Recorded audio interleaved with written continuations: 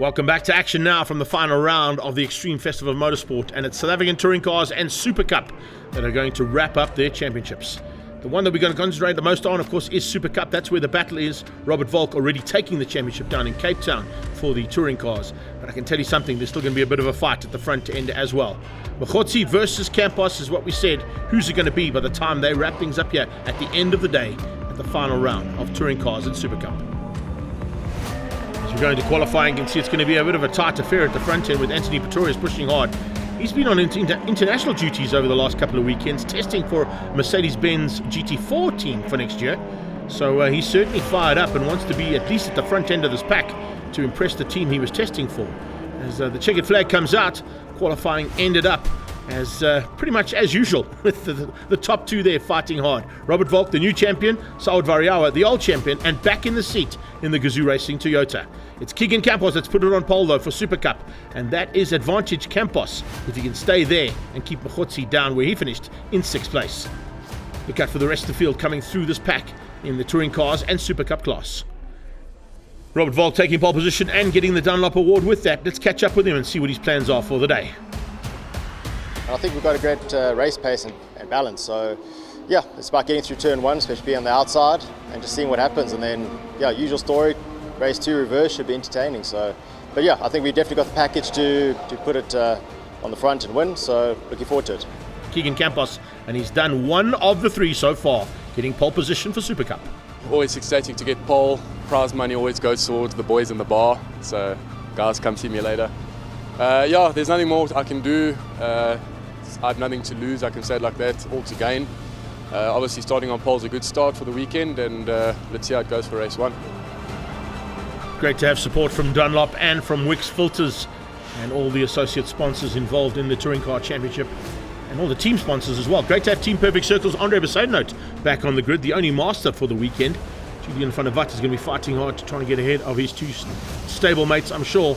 And Jason Campos hopefully going to be helping his brother out to try and fight it out at the front end of the Supacup class. It's time to go racing.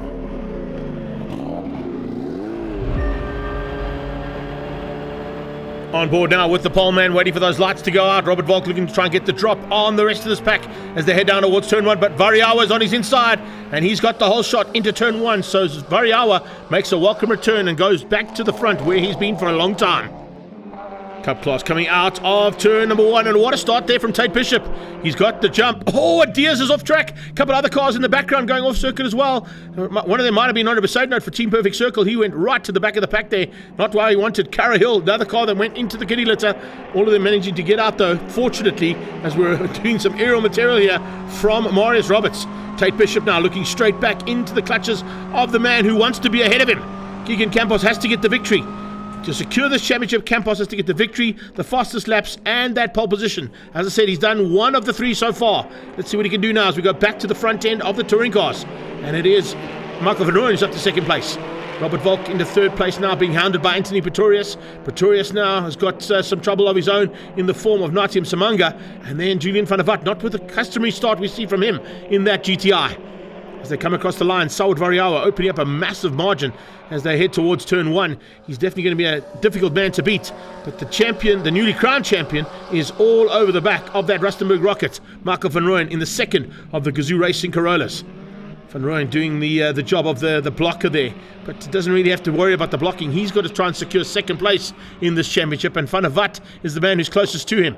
And right now, Van der Walt is nowhere in terms of that championship because he's 6 cars back. So a little bit of work to do there for Julian van der Walt. If Michael Van Rooyen stays where he is right now, 2nd place will be his. He's fighting hard for that 2nd spot because Robert Volk has already secured the championship. And Volk now looking for a chance to get through and go hunting for Saud Variawa, the man he took the title away from. Little cut back there from Volk. Good driving from Robert Volk. He saw Michael Van Rooyen going in hot, and it looks like he might have been able to make it stick. Has he been able to get through? Yes, he has.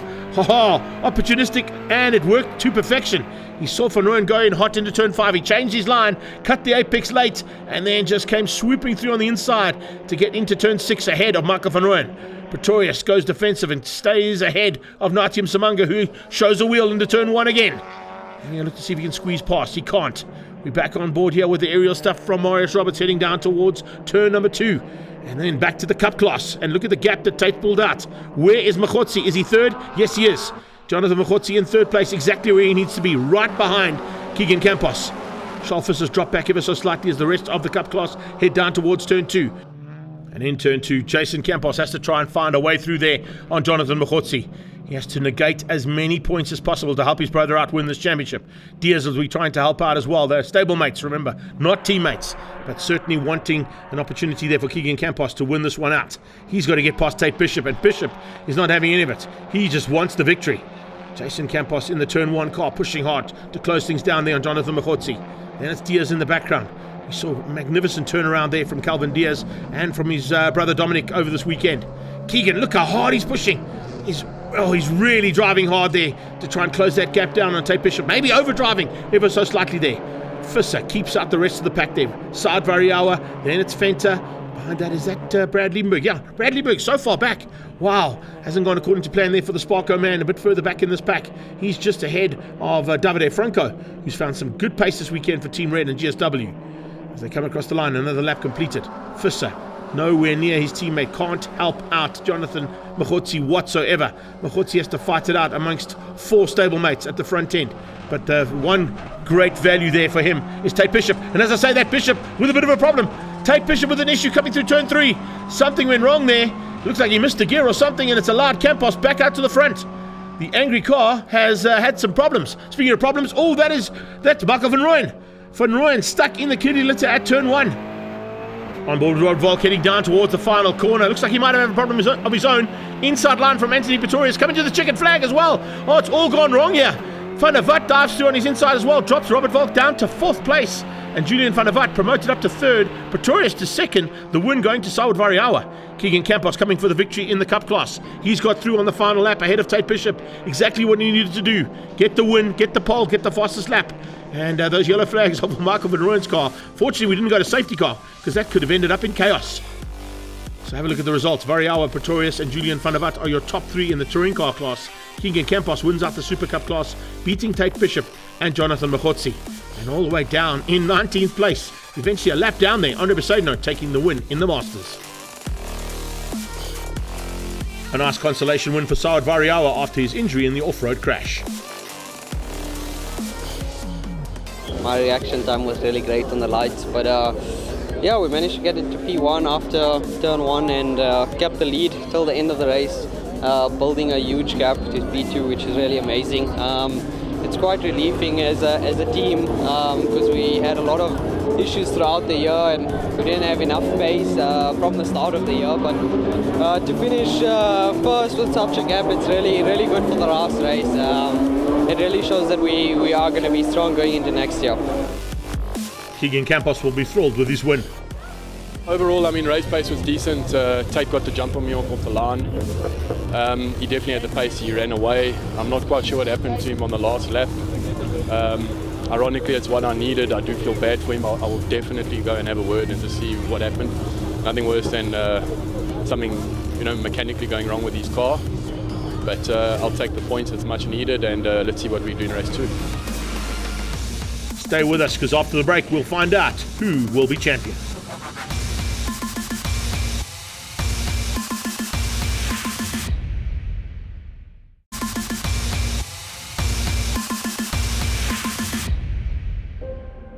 Welcome back to the final race of the South African Championship for 2024 for SA Touring Cars. The championship is done and dusted in the touring car side of things. We've seen that already. Second place is pretty much in that man's hands if he can just have a good finish and beat out Julian van der Vat. But the one we're going to be concentrating on is Supacup. Let's see as we go down with the touring cars first, though, to the line to start the final heat of 2024. Michael van Rooyen is on pole position, exactly where he wants to be to try and cement that second place. But what a start from his teammate. Diving through and doing the teammates roll, and oh, there's a big touch. Big touch there between Volk, Saud Variawa and Van der Vat. And looks like Michael van Rooyen has just survived coming through there and avoiding all the chaos in the background. The Super Cup class head down towards turn 1 now as well. Yellow flags waving to warn them. But as they come out of turn number 1, you can see hard braking coming through there on the inside line from Keegan Campos to take the lead. So it's Campos out front. Where is Mkhotsi? Is he in the mix? No, he's tucked in at about 6th place at this point in time. So it's all gone wrong there for him. But I think there's going to be a good possibility here of a red flag. You got Volk and Van der Vat stuck in the kiddie litter, and there you have it. Red flag is out. So we'll have to do it all again.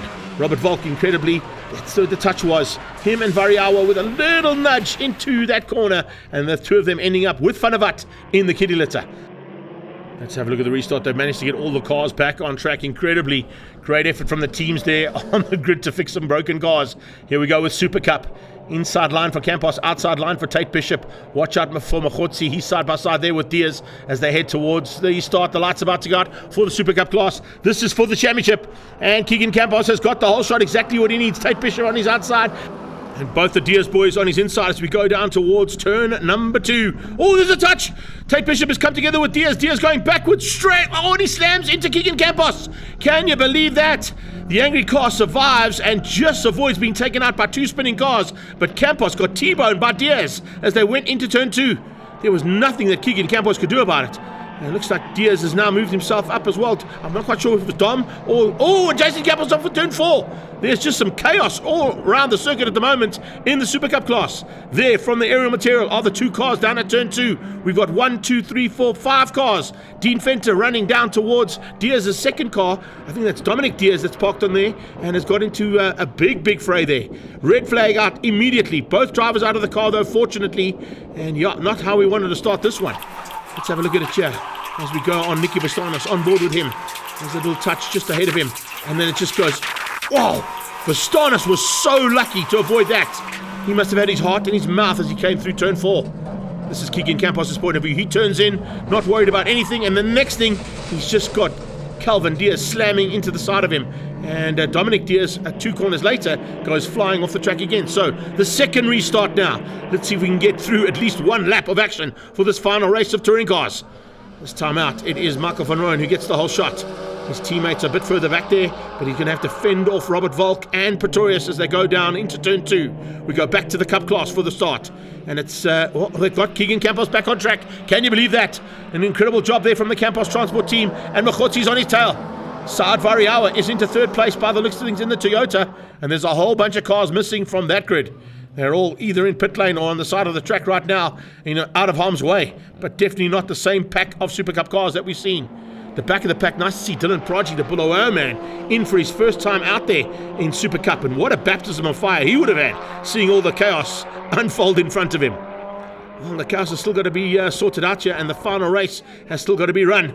And we're into at least 2 laps now of very little incidents. I think they've all calmed down a little bit.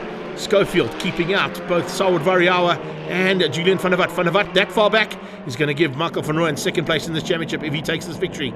So Michael van Rooyen keeping out Robert Volk, the new champion, as they come across the line and complete another lap in anger. Campos from Machotzi. If Machotzi stays where he is right now, the championship is his. There is nothing more that Keegan Campos can do about it. Nicky Vastanos in there too. And looks like he's having to fend off a little bit of attention here in the closing stages. That attention is coming in the form of Dean Fenter, I think. And then we've got angry car of Tate Bishop also making his way back to the front end.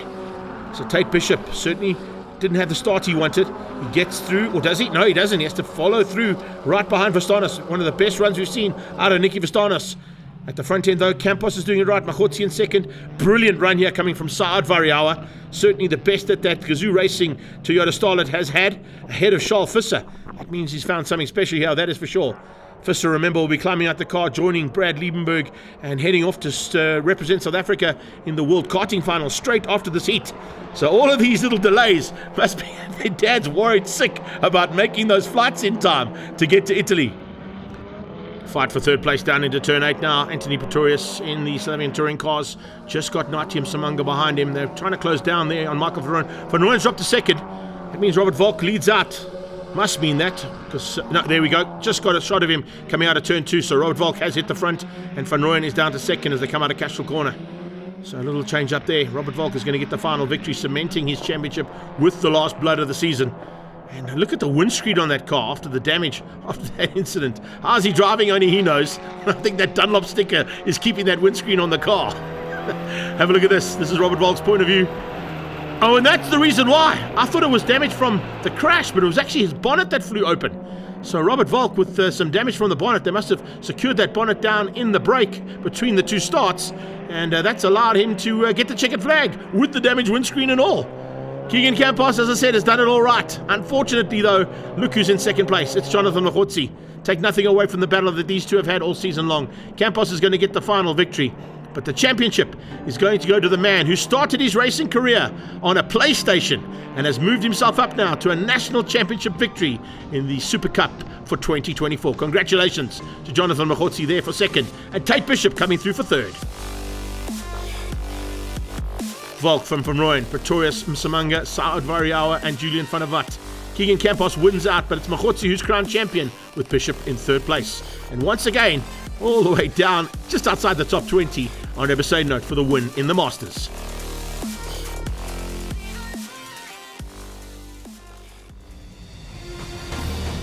Robert Volk taking the victory and the championship. Let's catch up with him.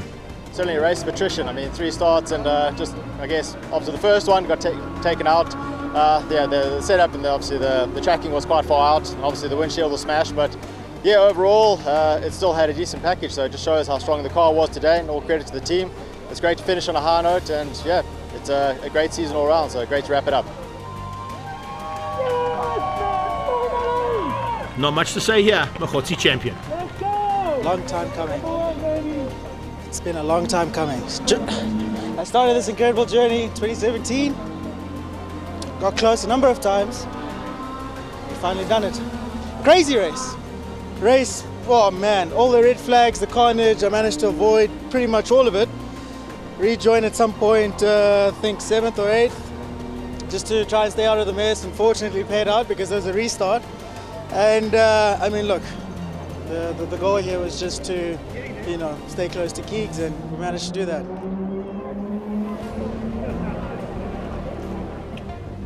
Yes, he can remove that number 4 now and make it number 1. Robert Volk takes the championship in the touring cars ahead of Michael van Rooyen and Julian van der Vat. What an epic battle. I can't wait for 2025. And in the Super Cup class, Jonathan Mokgotsi secures his first South African championship over Keegan Campos. What an epic battle. It's been an amazing season, and we certainly hope you've enjoyed all the action we've brought you throughout 2024's Extreme Festival. We look forward to joining you next year as we go at it again around the country for Extreme Festival National Motorsport.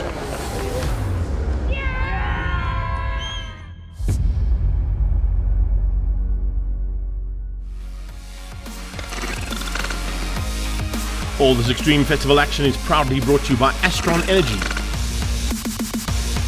Volkswagen Motorsport, Dunlop Tires, and InvestChem Chemical Logistics.